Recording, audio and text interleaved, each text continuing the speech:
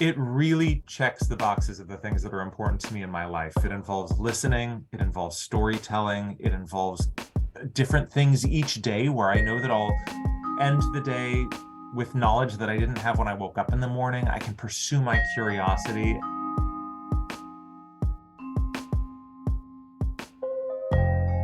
Hi there, it's WAMC News Director Ian Pickus. And on this episode of the WAMC News Podcast, we speak with one of our own.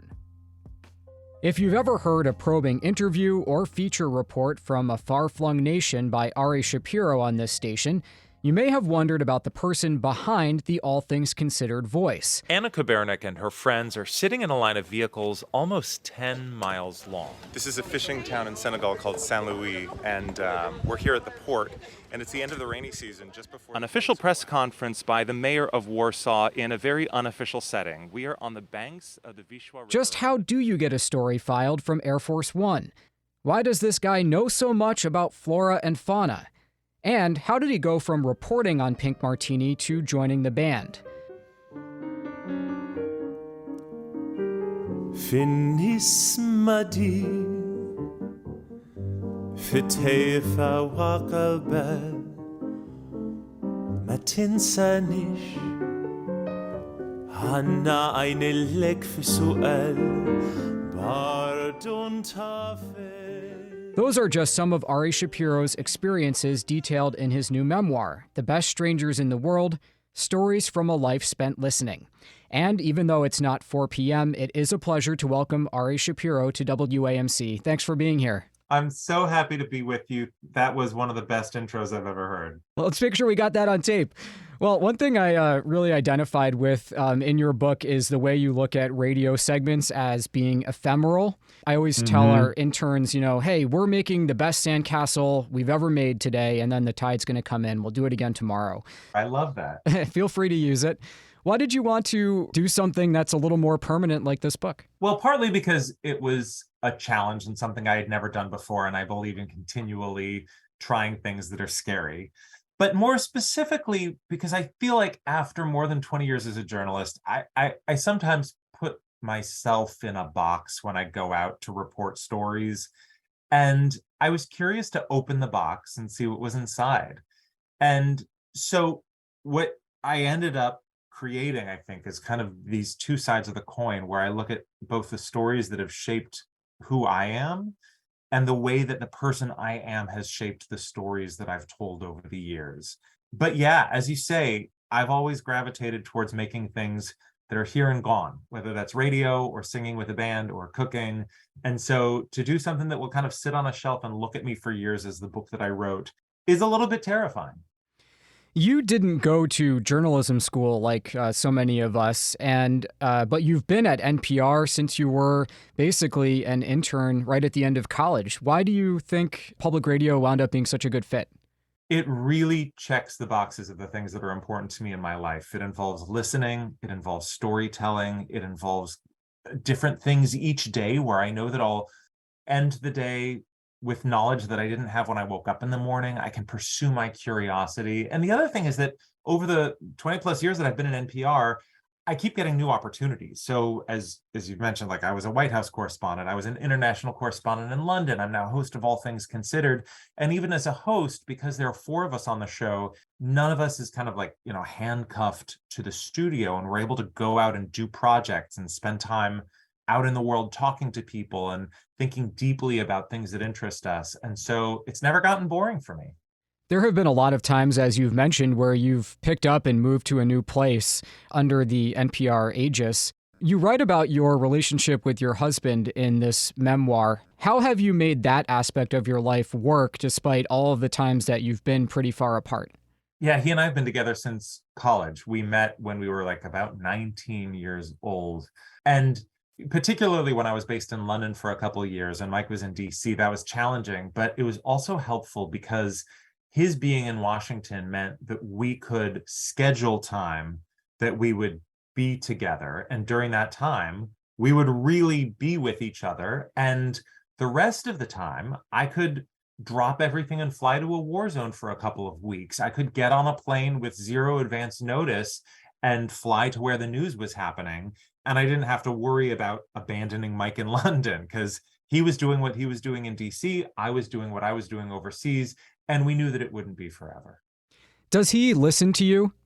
You mean on the radio or when I say, please empty the dishwasher? Answer it either way you want, but I did mean on the radio. Sometimes I get home from work and he says, what's happening in the news today? And I say, turn on the radio. I've spent all day talking about what's happening in the news today. I'm not going to come home and keep talking about what's happening in the news today. It's a well-worn routine by now. Do you find it easier to have a difficult conversation for broadcast than for real life? Being a broadcast journalist gives me a bravery to go there that, like, first of all, when I'm conducting an interview, I'm in control. I hold the reins and I'm steering it in one direction or another. And especially if it's a pre-taped interview, I know that I can try things, and if they don't work, they don't have to get on the air.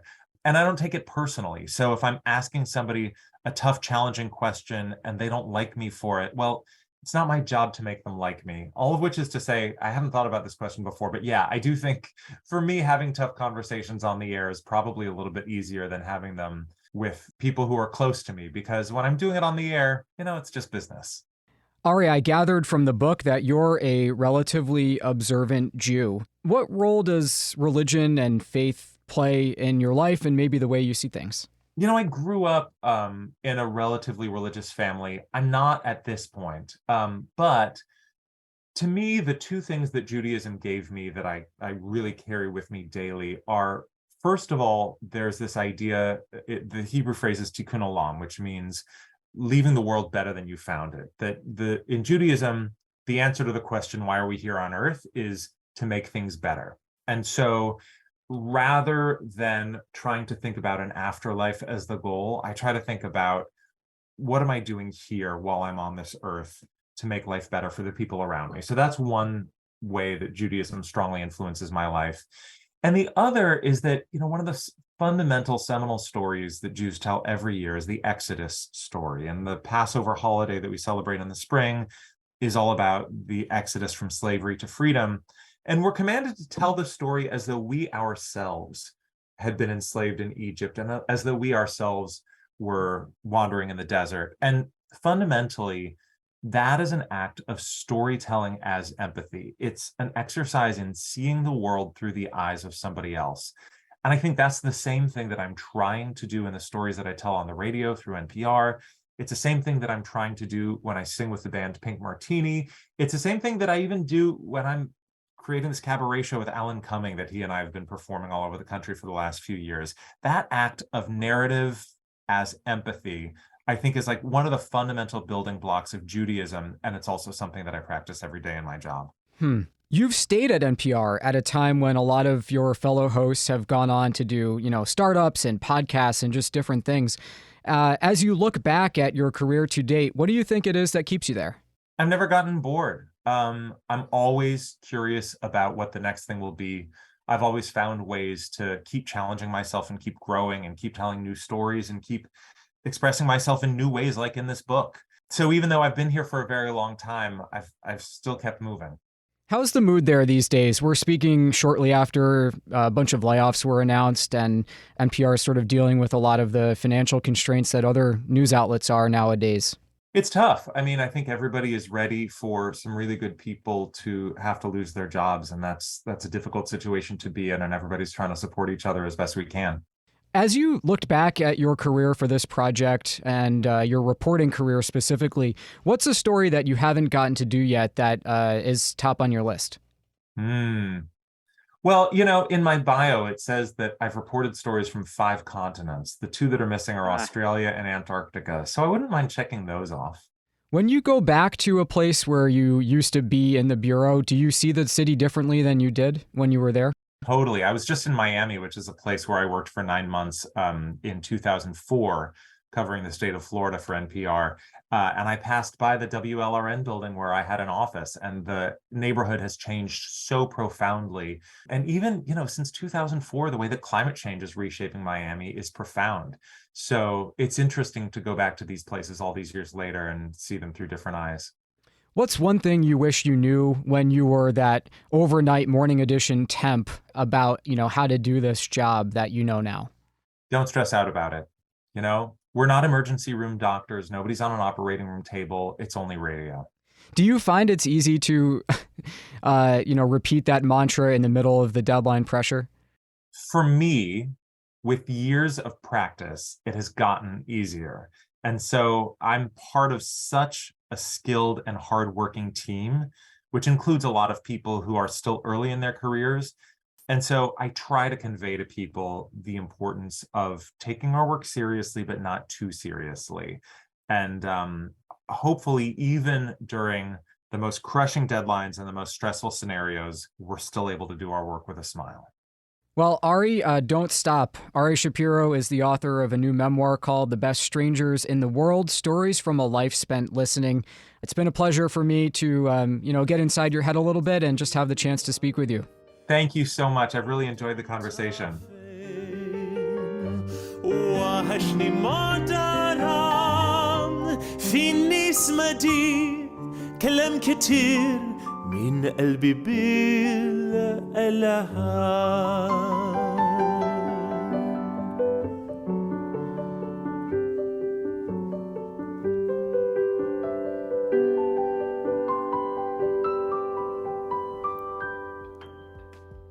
All right, that does it for this episode of the WAMC News Podcast. Thanks so much for listening. Until next time, I'm Ian Pickus.